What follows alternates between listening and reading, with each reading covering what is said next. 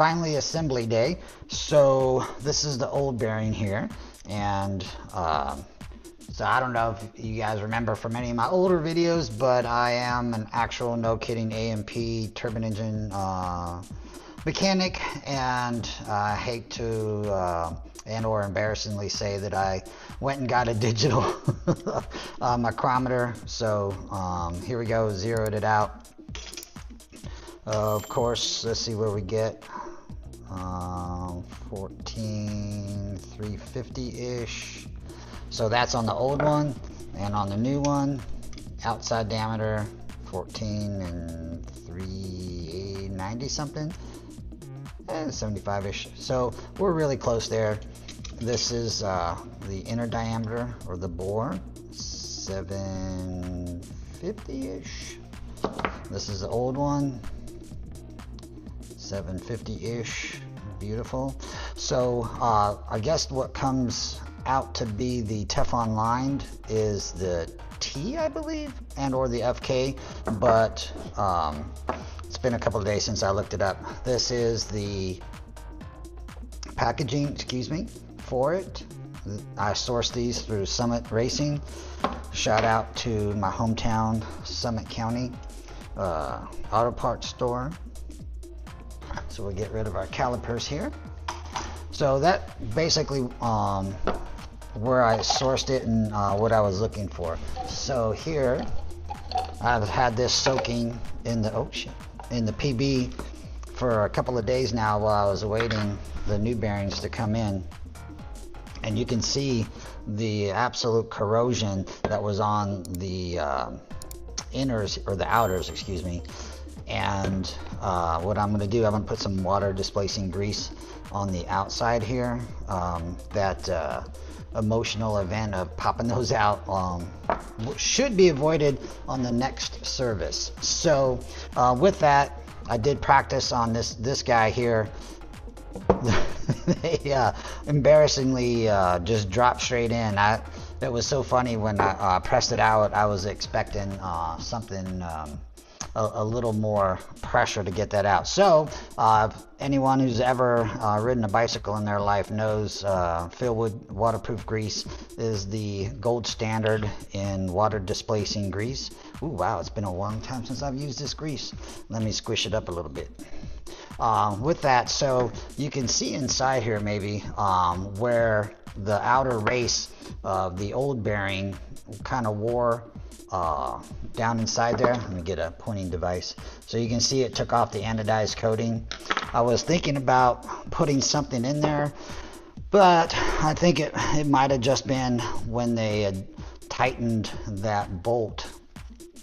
They didn't do it with the suspension set. I'm not certain, to be honest with you. Let me get some fresh grease up out of here. All right, so with that, and remember, any grease attracts contaminants. So I'm only using a tiny little bit here, and just on that outer race mating surface, and I will wipe that down once we let this go inside here. So it doesn't matter what side you put in, they're equal. The last people that did it did not put the information so that you could actually read it. So that's what we're gonna do. And as advertised, this joker should go down with hand pressure, and it does. So you want to look down here on this race that you're fully seated, and we are. Get having that grease out of there. And on this side, you know you're fully down when you can put your snap ring on. Now there's two rules of thought here. If you've never touched these pliers before in your life, you swap this over. You just undo this little nut and flop it over, and when you squeeze them in, they'll spread them. This way we want to squeeze it in and pull it in. Some of these guys you want to be cognizant of. On this outer edge, they can have a chamfer on it, right? So you just want to be certain this one does not. It's 90 degrees on both sides. So we don't have to worry about that. There's no special installation.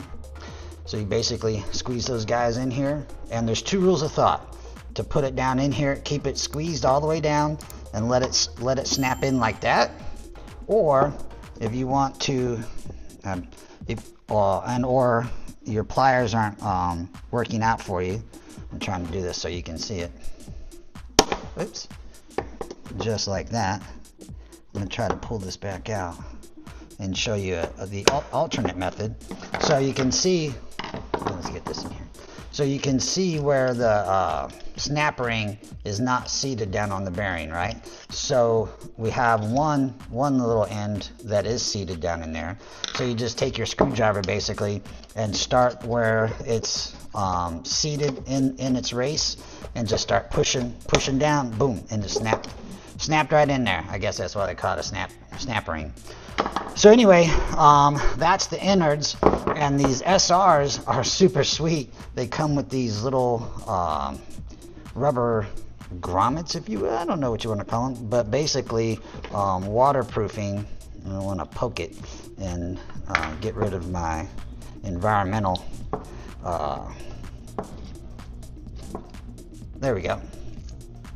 Environmental protection. So they have one for each side, and this one has a little metal ring right here, because this little adapter, you want to go metal to metal, right? So like on the rod end bearings, for the Tarot cells, they have do not have that little metal ring, and so when you torque your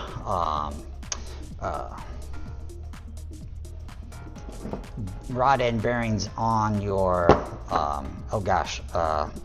drop links, you don't want to torque on the rubber grommet.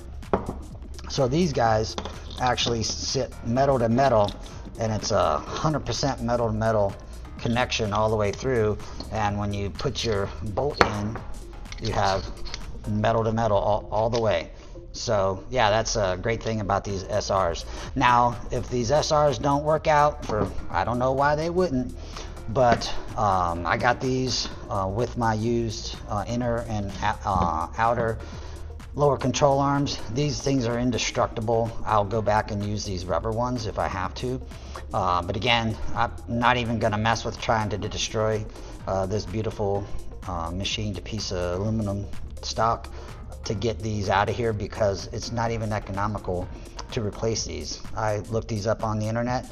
You can buy these to press them in here, but it's like $20 or $30 more just to buy these pre-assembled from Tarot.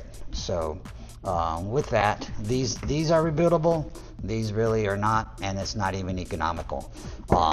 And so with these as well, again, this is the bearing that came out of here. I'm going to put a little thin coating of grease, and we'll get it over to the press and get these pressed in.